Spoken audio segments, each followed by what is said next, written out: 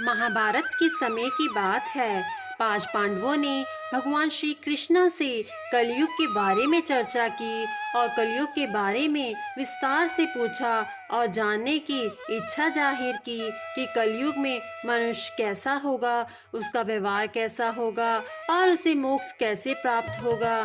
इन्हीं प्रश्नों का उत्तर देने के लिए भगवान श्री कृष्ण कहते हैं, तुम पांचों भाई वन में जाओ और जो कुछ भी देखोगे वह आकर सब मुझे बताना, मैं तुम्हें उसका प्रभाव बताऊंगा।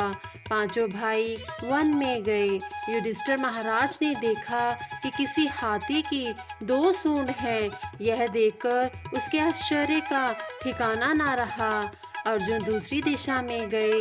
वहां उन्होंने देखा कि कोई पक्षी है, उसके पंखों पर वेद की रचनाएं लिखी हुई हैं, पर वह पक्षी मुर्दे का मांस खा रहा है। यह भी बहुत आश्चर्यचकित था।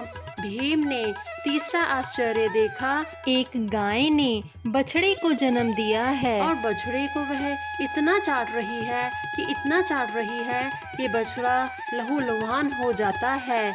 सहदेव ने चौथा आश्चर्यचकित दृश्य देखा। उसने देखा कि एक जगह में 6-7 कुएं हैं और आसपास के कुओं में पानी है, किंतु बीच का कुआं खाली है। बीच का कुआं गहरा है, फिर भी पानी नहीं है।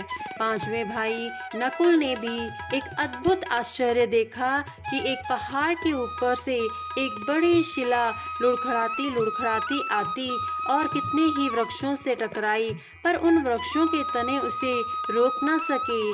कितनी ही अन्य शिलाओं के साथ टकराई, पर वह रुक न सकी। अंत में एक अत्यंत छोटे पौधे का स्पर्श होते ही वह स्थिर हो गई।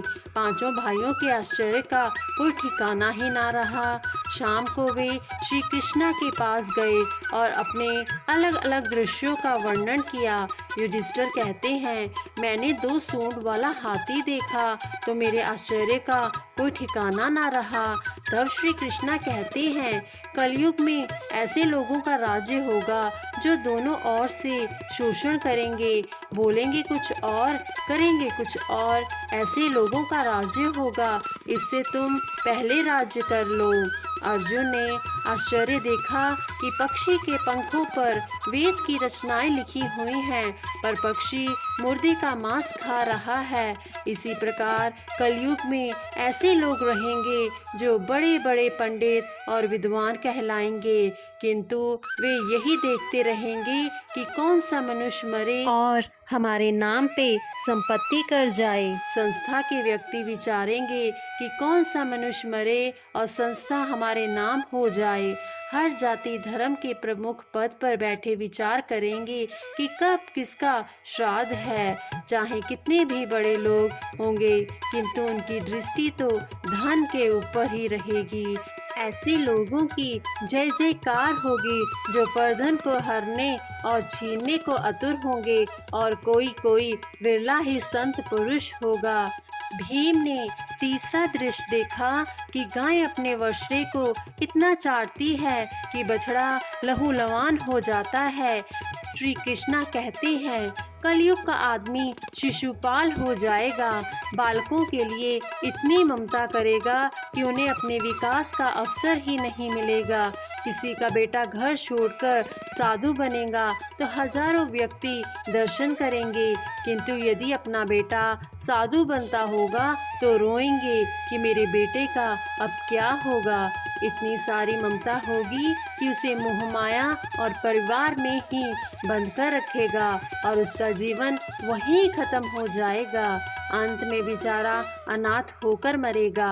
वास्तव में लड़के तुम्हारे नहीं हैं, वे तो बहुओं की अमानत है। लड़कियां जमाइयों की अमानत हैं और तुम्हारा यह शरीर मृत्यु की अमानत है। तुम्हारी आत्मा परमात्मा की अमानत है। सहदेव ने चौथा आश्चर्य यह देखा कि 5-7 भरे कुओं के बीच एक कुआं एकदम खाली है। श्री कृष्णा जी कहते हैं, कलयुग में धनशाली लोग लड़के लड़कियों की विवाह में, मकान के उत्सव में, बड़े बड़े उत्सवों में तो लाखों रुपए खर्च कर देंगे, परंतु पड़ोस में ही यदि कोई भूखा प्यासा होगा तो वह उन्हें नहीं देखेंगे कि उसका पेट भरा है या नहीं।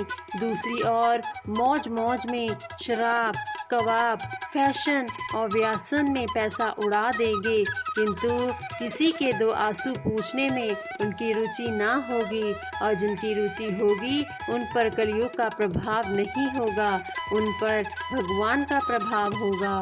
पांचवा आश्चर्य यह था कि एक बड़ी चट्टान पहाड़ पर से लुढ़की वृक्षों के तने और चट्टानें उसे रोक ना पाई, किंतु एक छोटे से पौधे से टकराते ही वह चट्टान रुक गई। कृष्णा जी बताते हैं कि कलयुग में मानव का मन नीचे गिरेगा, उसका जीवन पतित होगा। यह पतित जीवन धन की शिलाओं से नहीं रुकेगा, ना ही सत्ता के वृक्षों से रुकेगा, किंतु हरि नाम के एक छोटे से पौधे से, हरि कीर्तन के एक छोटे से पौधे से मनुष्य जीवन का पतन होना रुक जाएगा। कृष्णा जी के द्वारा बताई गई ये सारी बातें आज के इस कलयुग के जमाने में बिल्कुल सत्य साबित हो रही हैं।